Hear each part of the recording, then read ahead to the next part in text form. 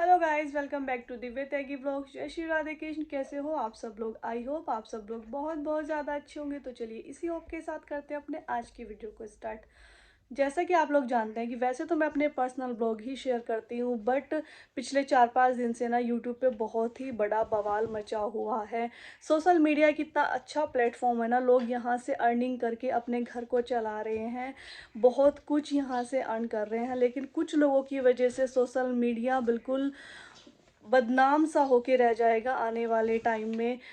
YouTube पे जो है बहुत ही बवाल मचा हुआ है कुछ लोगों को लेकर। कुछ बड़े क्रिएटर हैं जिनकी वजह से यूट्यूब पे पिछले 4-5 दिनों से इतना बड़ा बवाल मचा हुआ है। इन लोगों ने एक भाई बहन के रिश्ते को ही शर्मसार करके रख दिया।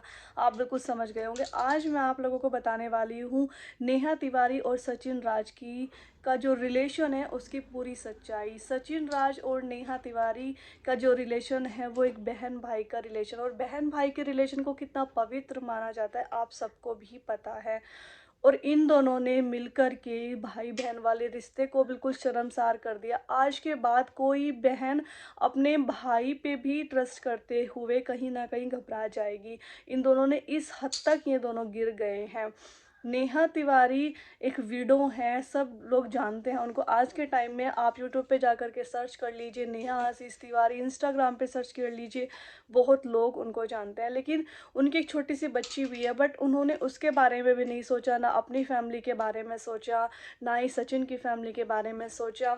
बहुत सारे सवाल लोगों के मन में हैं, तो उन्हीं को क्लियर करने के लिए आज मैं आई हूँ। मैं आप लोगों को इस वीडियो में पूरा सच बताने वाली हूँ। हाल ही में नेहा तिवारी की सगाई भी हुई थी सुमित महल के साथ में, लेकिन वो सगाई भी टूटने की कगार पर है। सुनने में आ रहा है कि सुमित महल ने भी नेहा तिवारी से शादी करने के लिए मना कर दिया है, जबकि ये कहा जा रहा था कि सुमित महल जो है नेहा तिवारी को पहले से नहीं जानते थे, ये दोनों एक दूसरे को नहीं जानते थे। बट नेहा तिवारी की जहाँ पहले शादी हुई थी जबलपुर में, जहाँ के आशीष जी रहने वाले थे, सुनने में आया है कि सुमित महल भी वहीं के रहने वाले हैं। और दोनों पहले से ही अपनी जो उनकी नेहा तिवारी की पहली शादी थी उससे ही नेहा तिवारी सुमित महल को जानती हैं, उस पहली शादी से ही जानती है। तो काफ़ी लंबे टाइम से नेहा तिवारी सुमित महल के साथ में भी रिलेशन में थी, जान पहचान में थी, जानते थे दोनों एक दूसरे को। तो सुनने में आ रहा है कि वो सुमित महल ने अपनी शादी से भी इनकार कर दिया, उनकी सगाई भी टूट गई है। सो गाइज, मैं आप लोगों को बताती हूँ कि सचिन राज और नेहा तिवारी की मुलाकात कैसे हुई। सुनने में आ रहा है कि दोनों किसी इवेंट में मिले थे। पहले दोनों अननोन थे, एक दूसरे के लिए नहीं जानते थे, लेकिन किसी इवेंट में मिलने के बाद उसके बाद नेहा तिवारी ने सचिन राज को अपने घर पे बुलाया। सचिन की वाइफ भी है मनीषा, जो काफ़ी अच्छी क्रिएटर है, जिनकी काफ़ी अच्छी फ़ैन फॉलोइंग भी है। बहुत लोग मनीषा से भी जुड़े हुए हैं। बहन भाई के इस रिश्ते को शर्मसार करते हुए दोनों ने बिल्कुल भी नहीं सोचा। ना तो सचिन ने मनीषा के बारे में सोचा। सचिन की शादी को 4 साल हो गए थे मनीषा के साथ में, और 4 साल का रिश्ता चुटकियों में जो है सचिन राज ने तोड़ दिया मनीषा के साथ में, नेहा तिवारी के चक्कर में आकर के। और नेहा तिवारी ने भी अपनी फैमिली के बारे में नहीं सोचा, अपनी बेटी के बारे में नहीं सोचा। बहन भाई जैसे पवित्र रिश्ते को इन लोगों ने इतना शर्मसार कर दिया, बहुत ज़्यादा इन लोगों ने इसको शर्मसार कर दिया। इस रिश्ते को, इतना पवित्र ये रिश्ता है। कहने में तो लोग ये भी कह रहे हैं कि भैया से सैया बनाने में नेहा को टाइम नहीं लगा।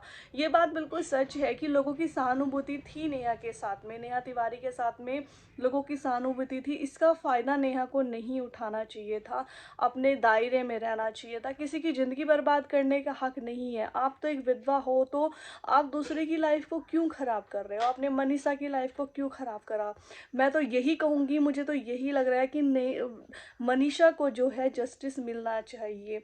उनके पति ने तो उनके साथ में गलत किया ही, नेहा ने बहुत ज़्यादा गलत किया।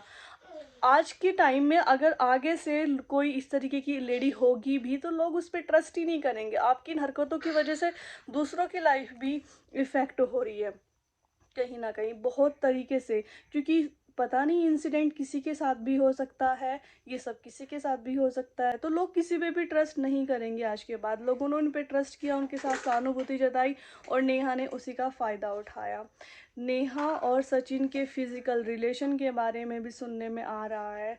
उन्होंने कोई कसर नहीं छोड़ी है। नेहा ने कम्युनिटी नेहा खेल रही है मनीषा के साथ में, यूट्यूब पे कम्युनिटी डालती रहती है, उनको टॉन्ट करती रहती है। अब तक भी नेहा ने जो है मनीषा से माफ़ी नहीं मांगी है, बल्कि सचिन ने मनीषा से, अपनी वाइफ से माफ़ी मांग ली है और उनकी वाइफ ने उन्हें माफ़ भी कर दिया है और उन्हें प्रूफ भी दिए हैं। और नेहा के खिलाफ जो है वो लीगल एक्शन लेने की बात भी कर रहे हैं।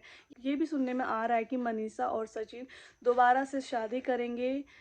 उनकी शादी की शॉपिंग भी स्टार्ट हो गई है। बट नेहा ने अगर गलती करी है, नेहा तिवारी ने अगर गलती करी है, तो उनको अपनी गलती मान लेनी चाहिए और मनीषा से माफ़ी भी मांगनी चाहिए।